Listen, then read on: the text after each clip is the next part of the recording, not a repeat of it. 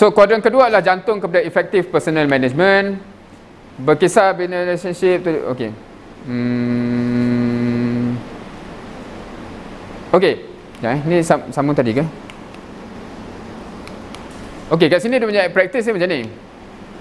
Ni kalau nak bina relationship Relationship ni macam ni. Semua nak kahwin nanti satu hari nanti kan?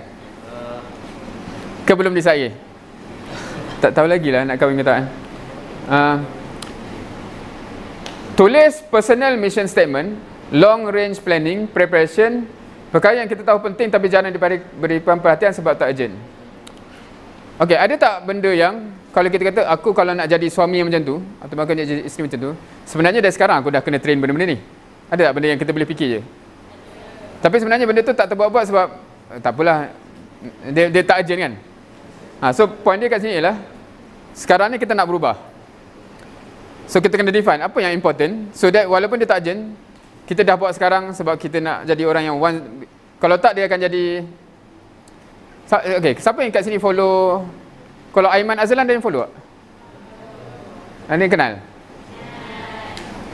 So saya follow dia tu sebab ada banyak orang tanya bab ta'aruf, bab kahwin dan sebagainya kan.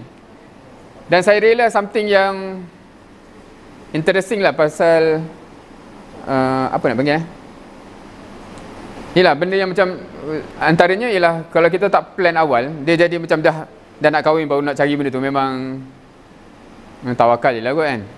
So begitu Siapa yang dah ada doa spesifik pasal perkahwinan?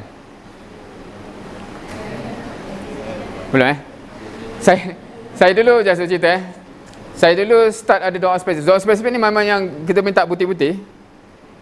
Kriteria ada 1, 2, 3, 4, 5 contoh Saya start ada doa tu setiap kali lepas solat sejak second year. Of course manusia tu muncul masa dah saya dah grad. Exactly sebiji yang saya minta tu lah.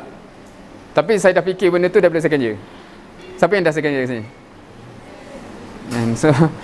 So banyak kalau orang fikir macam aku nak, sebab perkahwinan tu antara benda yang penting untuk kalau kita hajat benda yang besar. Perkahwinan tu antara benda yang boleh mensukseskan ataupun meruntuhkan lah. Sebab kalau pasangan tak nak pergi sama kat situ, dia susah So tu just fikir-fikirlah untuk masa depan Right.